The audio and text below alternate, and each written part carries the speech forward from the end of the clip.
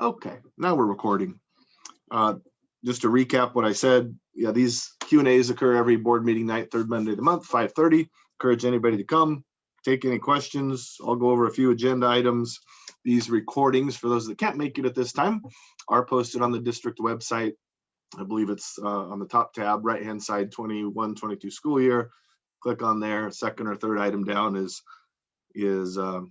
recordings of these Q&As. All right, 5 agenda items to go over. First one is just a quick reminder. It is Teacher Appreciation Week, May 2nd through 6th. So 2 weeks from today, Teacher Appreciation Week, we'll be doing some things around the district, at the building, even here at the district office to recognize our teachers. If you want to tell a teacher good job that you would like to thank that week, that would be a good time to do it. Our budget process is well underway. The final document isn't done, but each day, Quanta's spending a lot of her time on this, and each day I'm spending some time on it. Our first budget committee meeting is next week, April 26th. At that meeting, typically, we just kind of introduce the members. The committee is made up of 5 school board members and then 5 citizens. Kind of lay out what the budget committee's duties are, check everyone's schedule for the next meeting, which isn't until May 24th, go through a description of the budgeting process with schools, and then send them on their way. Then a few weeks after that, we finalize the budget document, get it out to those members, and then they have a few weeks before our second meeting, which is the end of May, to review that document, ask any questions, pose questions to us here at the district. And then we meet on May 24th to address any questions and approve the budget. That's item 2. Item 3, portables. We finally got moved into our new portable at Elmira Elementary, where that's in use now. Took a lot longer than I anticipated, but we are up and going. The other thing I wanted to share in relation to portables is that we've met now a few times with folks from EC Cares and the U of O. They're interested in putting a portable on the northeast corner of Veneta Elementary. So kind of back northeast corner. That portable would house pre-K programs. So right now we have an EC Cares pre-K program in a classroom at the middle school. It's not ideal, simply because it's middle school. So that EC Cares classroom is going to move over to this portable. The portable is if this project gets moving forward, is a 2-room portable. So it has 2 full classrooms in there, and they'll only be using 1. So we have some capacity to grow in the district to start. We'll be looking at, maybe EC Cares could expand. Maybe we could rent the space to another pre-K preschool program.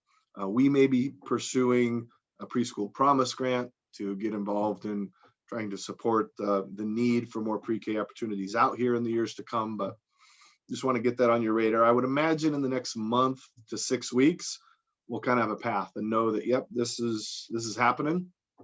We hope it goes a lot quicker working with the city of Veneta. They've been involved in the planning so far up to date through the process, and I think things will go a lot quicker with them than they did with the county in getting the Elmira portable up. So I just wanted to share that if you hear anything about that in the coming weeks or months, that's what could be happening there at Veneta. Next topic I wanted to go over is it's a parent communication platform is essentially what it's called. It's called Parent Square. Some local districts have already engaged with this platform, and the reports are that it's going well from everybody that I've talked to. So we had an initial presentation meeting with them, and I've been meeting with my tech director, Mr. Lambert, and I think it's something we're going to pursue. What is it? It will allow us to streamline all our parent communication. It will tie into our system. So for example, Parent Square, I could go into Parent Square, type a message, and it goes out. and it could go out via phone dialer, just from that one platform. It could go out to social media. It could go out to via text message. It could go out via email, Twitter, all the various ways that I communicate or the district communicates with people can all be handled through that one platform. So I don't have to remind folks to engage in a wide range of ways with people. From the parent side, the other thing that I've heard is it's very easy to use for parents, and everyone is opted in. So we'll take Maya here. She's on first day we get Parent Square up and running, and a post goes out. She's probably going to get an email, a phone dialer, a text message, on her social media, all the various ways. And then it's an app on her phone or on the internet, and you can go in and select, okay, I don't want a phone call every time. I don't want an email every time. I only want to be communicated via text message. And now all your communications will come via text message, including teacher communications. Everything will funnel through that.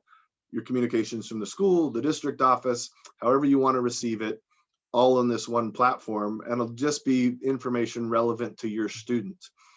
A couple other good features about it is that if I create the message in Parent Square, and Miss Reed, who I see on the phone call, her preferred home language, let's say, is Spanish, it automatically translate that, and the text message that comes to her will come in Spanish, or the email, or the phone dialer.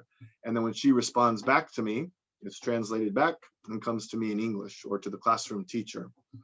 Another cool feature about it is it lets me see who we're not engaging with. So let's say we put something out in Parent Square, and I say this all having just heard conversations about it. I haven't logged in or physically seen it yet.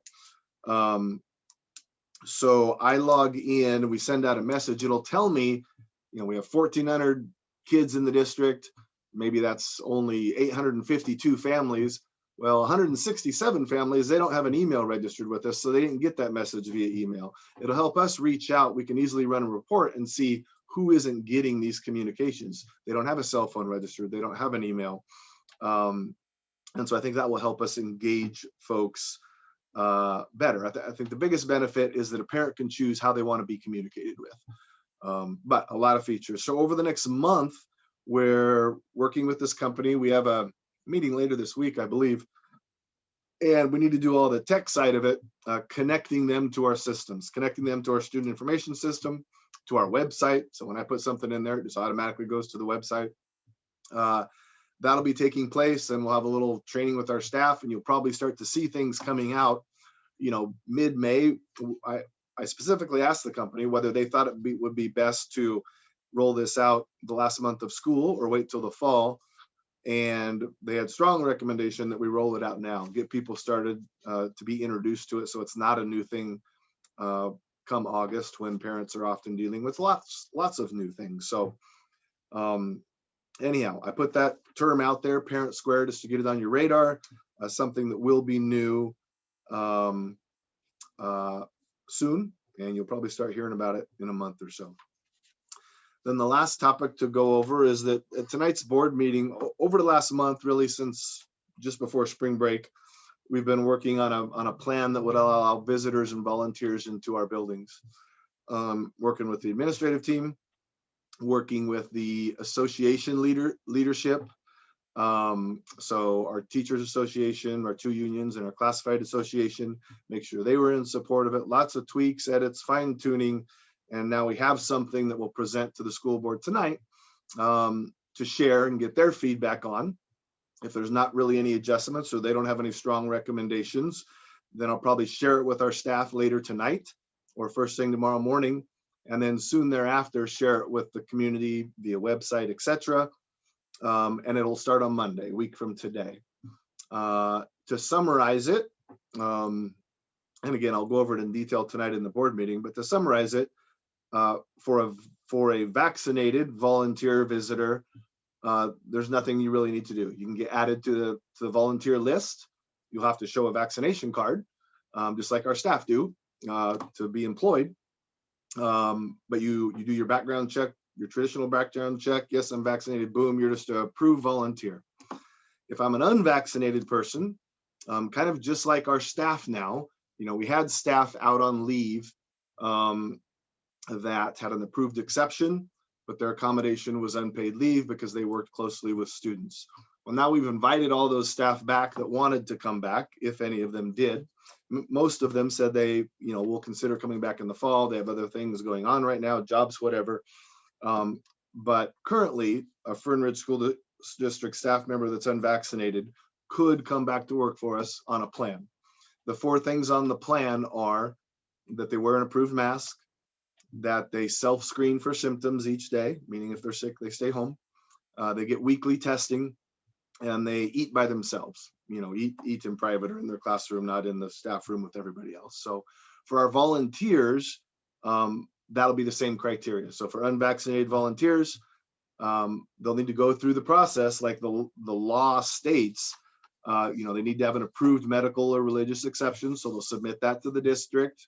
Most likely it will get approved. I'll approve it, inform the building that parent X has an approved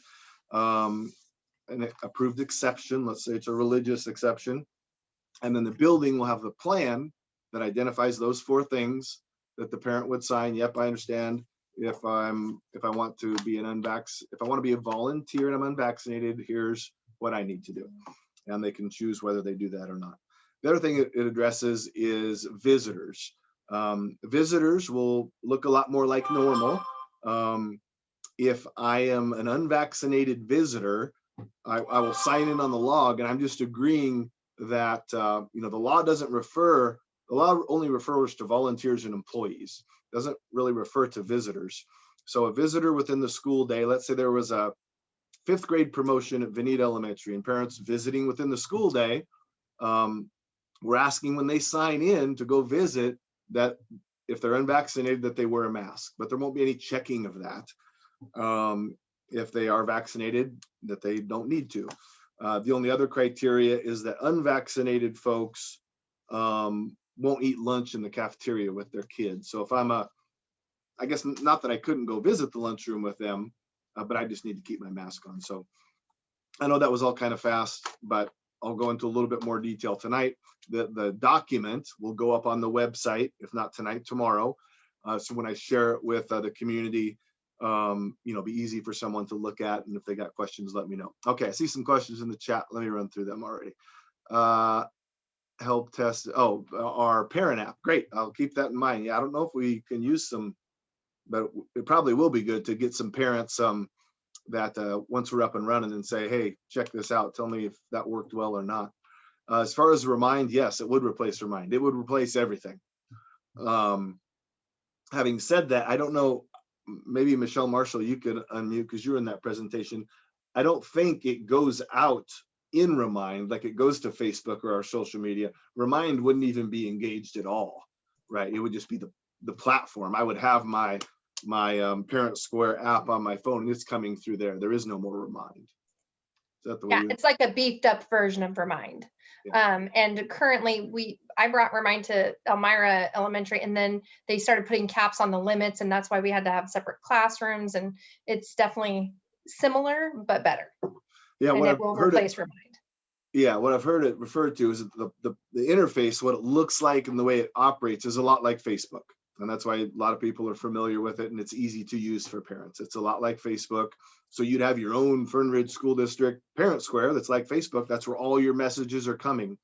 The other thing that's a little bit different than a regular social media, I put something out there, Maya replies to me or makes some comment. Anna doesn't see it, only Gary sees it, and I can respond or not. So it's not you're not engaging like some folks do occasionally on social media. So Ann had a good question. So, up-to-date vax or just initial vax? Just initial. So the OAR, that is the law that's guiding this, 333-019-1030, only refers to vaccination. It hasn't changed anything as far as up-to-date. I think that needs to happen, or the law needs to go away. One of those two things. But for now, it just refers to initial vaccination. Had a meeting with ODE last week, and that's one of the questions all superintendents are asking. Is this going away? Is this requirement going away? Because it would sure make my life a lot easier. And all I've heard is no, at least for the short term, that there hasn't been any conversation. It doesn't make sense to me that we could be, let's say in 2024, and this law still reads as it does, that, okay, Gary can work for Fern Ridge or volunteer because I got a vaccination in the spring of 2021 that might be giving me zero protection now, but parent Maya, she can't because 3 years ago she didn't get that. So I either think they're going to strengthen it, say you need to be up to date, which is going to be very difficult to manage, not only with volunteers and visitors, but our own staff, or it needs to go away to a recommendation. We recommend, people get vaccinated. We think this is best public health policy practice, but it's not a requirement. For now, it is what it is. It just refers to the initial vaccination, not up to date. Make sure, will that information be available to parent groups so we can make sure our volunteers are compliant? Good question. Well, you would, I might need to talk to Michelle Smith about that a little bit more. I think you would have access to the district approved volunteer list. So you would know everybody that's an approved volunteer. I don't think we'd be putting out, hey, Michelle Marshall is an approved volunteer on the list, and I'm telling the PTA that, and she's a vaccinated approved volunteer, and Gary is an unvaccinated approved volunteer. I don't think we'll be putting that out. I think that could cause us some issues. But what we would do, they're signing off, Gary, the unapproved volunteer, I know what I need to follow, and all the building principals will know that. So they'll be the ones to, if they think there's an issue, to address it. So there's probably gonna be some bumps in the road. That could be one of them. If somebody wants to, get around this, or there's ways they can, and we'll just have to be consistent about following up and addressing problems when they arise. But I think what a PTA could get is who the approved volunteers are. I don't think we'll be sharing with PTAs, for example, Michelle's approved and vaccinated, Gary's approved, but he has to follow these 4 things, wear a mask, etc. Okay, so those were all my items, and you had some good questions. Anybody got any other questions they want to get addressed or have? All right, well, like I said, I appreciate those of you that popped in every month, third Monday, 5:30 before the board meeting.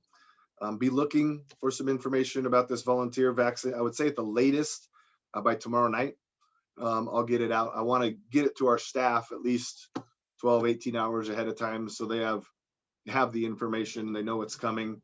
And again, this will go into effect next Monday. So we'll have kind of the rest of this week for parents that want to get on the approved list, bring their Vax card down here to Michelle Smith, email it to her, bam, they're on the list, or start this process of an exception, get with me, I get it approved, then they go to their building to get their plan, sign off, they understand, I gotta wear a mask, I'm self-screening. The tests they'll do in the building. So I will have, as an unvaccinated parent and I wanna volunteer, I wanna go on a field trip, I can either take a test in the building that day or provide proof that I've had one in the last 48 hours. The other thing I would mention is the mask requirement is only indoors. So let's say I'm a volunteer on a field trip and I'm not riding the bus, I'm driving myself, and the field trip is at Mount Pisgah, I don't have to wear a mask. It's only indoors, or on a bus, we would consider indoors. So, all right. Again, appreciate everybody coming. Thanks a bunch. We'll see you next time.